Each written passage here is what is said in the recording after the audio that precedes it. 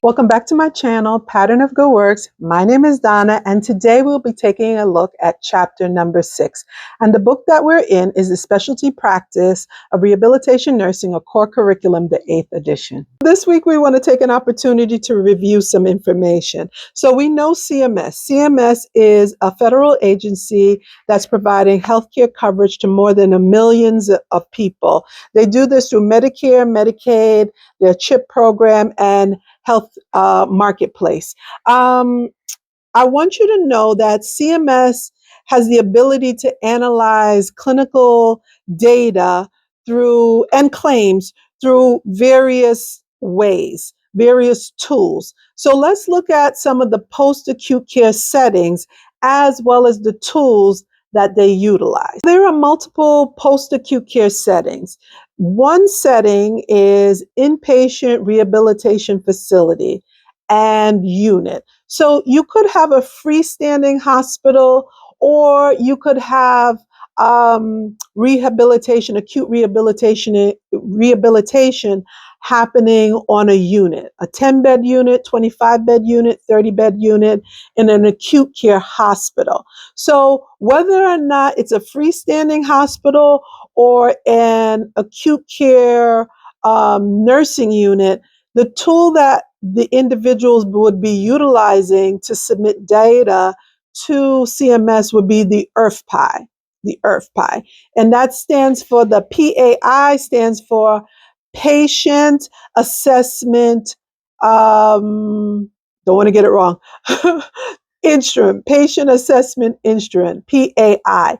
If a person was at a long-term care hospital, which is better known as an LTAC, they would submit their information utilizing the long-term care data set. If it was a skilled nursing facility, they would use the MDS, which stands for Minimum Data Set.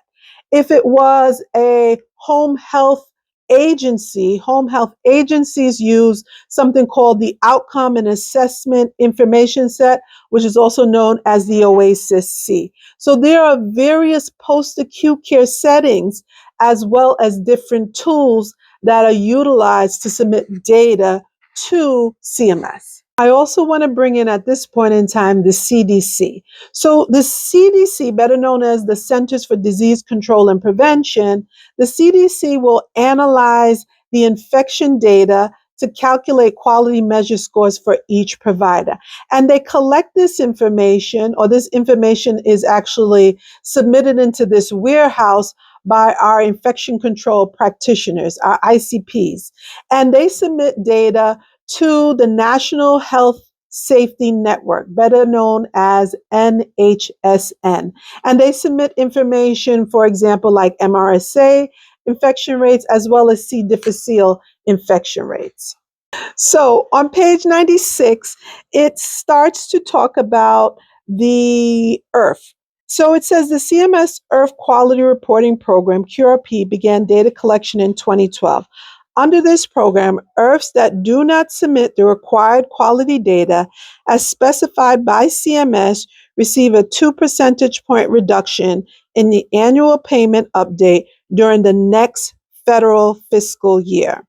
Some of the quality measures adopted in the IRF QRP include assessment-based performance measures, change in skin integrity, change in self-care score, change in mobility score. CD performance measures also look at catheter-associated urinary tract infection and claims-based performance measures, discharge to community, readmission rates, Medicare spending per beneficiary. So what it's saying here is that if an IRF does not submit their data within the required time frame, they will receive a 2 percentage point reduction.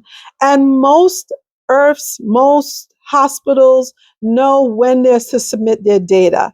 And they take great detail in remembering this, because this just 2 percentage point reduction can equate to millions of dollars. So for for IRFs, inpatient rehabilitation facilities, whether it be a freestanding or a nursing unit, also for SNFs, If a SNF does not submit their data, required quality data, and the specified time given by CMS, they also will receive a 2% point reduction in their annual payment in the next federal fiscal year.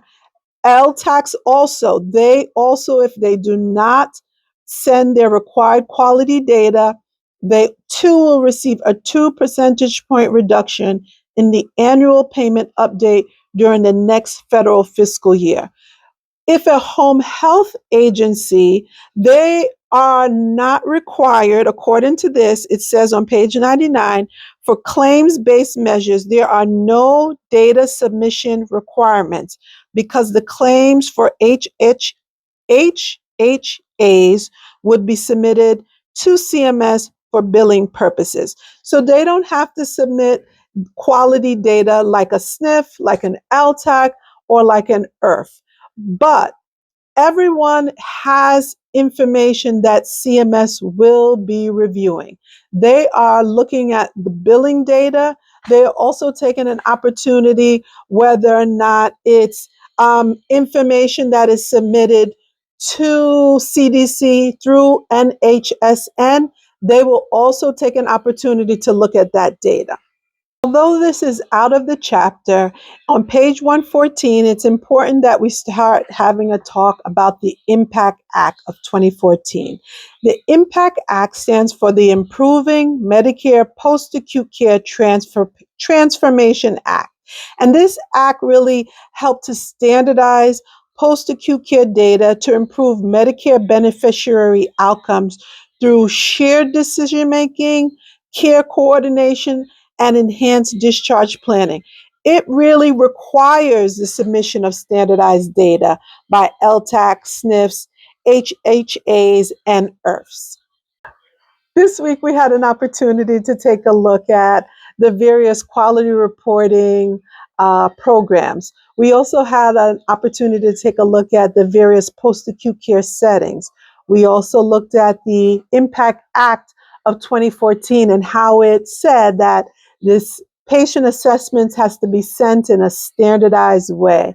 And lastly, we looked at how NHSN is tracking various infection rates across the nation to share with our providers and to provide transparency to our patients.